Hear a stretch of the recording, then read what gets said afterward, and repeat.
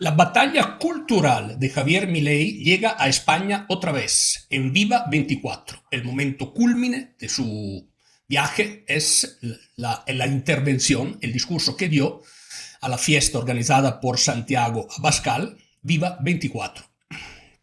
¿Por qué es particularmente crucial este evento en 2024? Bueno, estamos cerca de las elecciones europeas y hay que comprender que Europa ha sido gobernada por mayoría espurias, donde el único objetivo era la silla del poder y por lo tanto mayoría que unían la extrema izquierda a lo que se pensaba los conservadores. De hecho, Europa desde prácticamente siempre ha sido gobernada por la izquierda. Entonces, ese momento, esa batalla cultural que se ha culminado hoy con el discurso de Javier Milei y después el discurso de Santiago Abascal, es sin duda esencial en este momento. Pero ¿qué pasó en Viva 24? En Viva 24 tenemos dos visiones del mundo. De un lado tenemos Milei, Abascal en España, Giorgia Meloni en Italia, Marine Le Pen en Francia, Víctor Orbán, Donald Trump. Y del otro lado tenemos la extrema izquierda. La extrema izquierda que critica junto con la prensa constantemente los otros, tachándolo de fascista, nazifascista, de extrema derecha. Estas críticas que llegan de la extrema izquierda son una vergüenza cultural, una vergüenza ideológica, y demuestran seguramente o ignorancia o mala fe. ¿Por qué? Realmente la actitud de extrema derecha, en este momento en Europa y en el mundo, la tienen las fuerzas de izquierda, que se están revelando por lo que son realmente. Por ejemplo, un ejemplo para todo, para seguir con la presentación. La extrema izquierda del mundo, o la izquierda del mundo, es profundamente antisemita. Es enemiga de Israel y enemiga del Estado de Israel. Están apoyando, de hecho, con todas las manifestaciones en Europa, en las universidades europeas o estadounidenses, todas las manifestaciones en las calles, están apoyando el grupo terrorista, en pocas palabras, de Hamas. En estas manifestaciones hay la bandera de Hamas. Y estas manifestaciones están apoyada por la izquierda. Pedro Sánchez, de hecho, reconoció al Estado de Palestina y es abiertamente en contra del Estado de Israel y a los judíos, no reconociendo que han sufrido lo que han sufrido en la historia. Pero entonces dicen que los demás son de extrema derecha cuando yo me preguntaría si tal vez no son ellos de extrema derecha. Esa es la pregunta de fondo que habría que hacerse.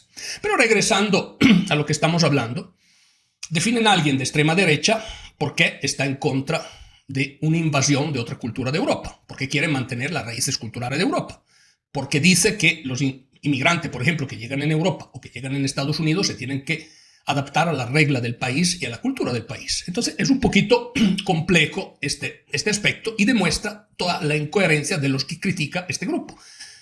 Además, es muy ambigua la posición de la prensa, porque si ustedes abren hoy los periódicos europeos, hablan solo de extrema derecha.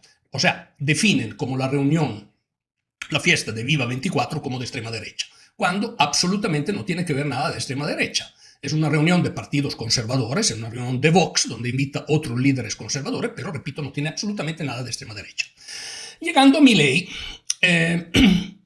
me gustaría hablar ahora hacer un pequeño resumen del discurso de Javier Milei y de la trascendencia de este discurso. Y dejo para la última parte del vídeo algo importante, que es algo que escapa del análisis a la mayoría de los analistas. ¿Qué es lo que diferencia a Milei de todos los demás? Milei es otra clase de político, otro nivel de político, y eso lo dejo para la última parte del vídeo para que ustedes puedan pensar o analizar mi punto de vista y tal vez tener algunas ideas sobre lo que yo digo. El discurso de Milei básicamente se centró en lo que es la batalla cultural, definió el socialismo como un cáncer.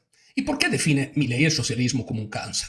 Bueno, Milei habla de más de 150 millones de muertos que fueron causados por el socialcomunismo. Hay estadísticas que son ambiguas al respecto, pero podemos seguramente decir que están en un rango entre los 100 y pico y hasta los 150 millones de muertos, haciendo del socialcomunismo probablemente una de las ideologías más nefastas, junta con el nazifascismo que ha conocido el mundo moderno. Sin duda, por la cantidad de muertos. Ha causado más muertos el socialcomunismo que las dos guerras mundiales juntas. Hágase una idea. Además, destaca Milei en su discurso que las ideas socialcomunistas llevan solo pobres a la pobreza. Y eso es cierto. Esas ideas han empobrecido los pueblos. Es suficiente ir en Venezuela. Y no solo, van más allá de la pobreza, porque hay lugares del mundo donde además han instaurado prácticamente dictaduras de tipo monárquico que son profundamente corruptas. No, entonces, no solo empobrecen a los pobres y a su país, pero le roban también. Eso es fantástico. En algunos países del mundo hay ahora una investigación periodística muy interesante sobre lo que ocurrió en Venezuela. Las relaciones entre el presidente de Venezuela y Saab, que era su testaferro, digamos, para muchos. Es muy interesante leer y ver este trabajo periodístico. Después habló de las ideas progresistas que no representan realmente una evolución para la humanidad. El tema entonces de la cultura, o sea, el punto de vista cultural, la lucha cultural que hay que hacer para combatir estas ideas. Habla también de otro tema muy interesante, donde hay realidades que están fuertemente sindicalizadas. Él considera que para los trabajadores es mucho mejor negociar directamente con las empresas que por medio de los sindicatos. Eso lo dijo en el discurso y yo comparto ese punto de vista sin duda. Los sindicatos al final aplanchan los beneficios que reciben los trabajadores y los que se merecen mucho ganan poco y los que tal vez deberían ser despedidos siguen allí y como que son un freno para toda la organización. Pero pasamos al último aspecto de la visita de Milei, que es lo que diferencia a Javier Milei del resto de los políticos.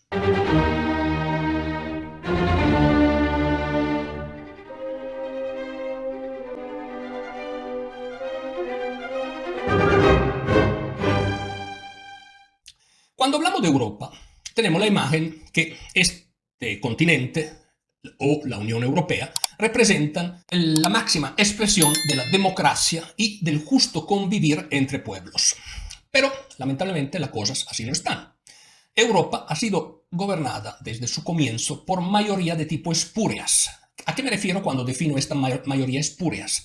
Son gobernadas por partidos que tienen ideología política profundamente diferente los unos de los otros. Por lo tanto, por medio de esta mayoría política espurias, se ha venido construyendo una máquina burocrática infernal que representa un diseño hegemónico, la Unión Europea. Este diseño hegemónico quiere poco a poco limitar la libertad de los ciudadanos por el objetivo de autoalimentarse. O sea, el sistema político europeo está centrado en sí mismo, algo de lo que parecía y de lo que es y de lo que era la Argentina de los peronistas, que era una maquinaria burocrática que existía en función de sí misma y no en función del bienestar del pueblo y de los ciudadanos. Los ciudadanos son víctimas de este diseño. ¿Por qué? Por medio de sus impuestos, de sus sacrificios, mantienen esa maquinaria deforme, enorme que es la Unión Europea. Entonces, la pregunta de fondo es, por ejemplo, en la mayoría que sostiene Ursula von der Leyen, tenemos el Partido Popular, que es un partido que debería ser conservador y se declara liberal, junto con la extrema izquierda. Casualmente, todas las leyes que llegan impulsadas por la Unión Europea son fuertemente limitativas de las libertades de los ciudadanos. Pacto Verde, Agenda 2030, nueva formulación de los números con la Agenda 2050. Todo es limitativo de las libertades de los ciudadanos y cualquier decisión que toma la Unión Europea poco a poco empobrece a los ciudadanos. Un caso típico lo tenemos en España, donde el número de ciudadanos que recibe ayuda estatal va aumentando cada año. España cada vez es más pobre. Claro, España es el elemento, es el ejemplo cúlmine de lo que podría ser Europa extendida a sus países. Entonces, ¿qué significa un Javier Milei que se va de Argentina a España?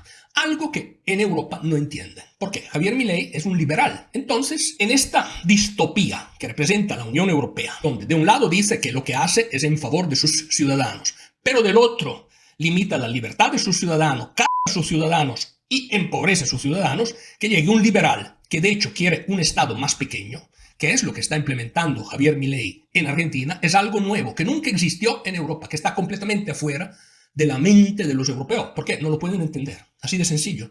No pueden entender un político que de hecho quiere un Estado más pequeño. ¿Por qué? La mayoría de partidos europeos zurdos o derechos que estos sean, se declaran en favor de una racionalización del gasto estatal. Pero cuando llegan al poder, cuando tienen sus... y me disculpan el término, repito, sus...